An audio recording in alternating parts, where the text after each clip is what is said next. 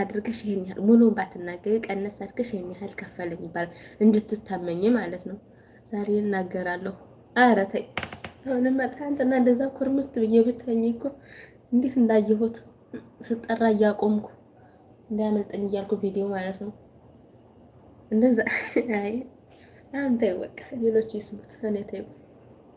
ምናልባት እንዳጋጣሚ ከደረስኩበት ላይቭሽ ላይ ካለው አዳምጥ እችላለሁ፣ ከሌለውም በቃ እኔ ጋር መተሽ ትናገሪያለሽ እንዴ? ድጋሚ ላዳምጥ ነው። ኧረ ወይ እና ደግሞ ምንድን ነው ያልሽኝ? ሚዩት አታርጊ ትያለሽ።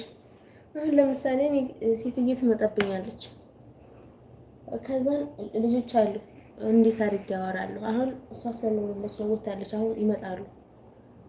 ስትመጣ ቤቱ ጠባብ ስለሆነ ማለት ነው እንደዚህ እንደምትሽከረከረው ማለት ነው።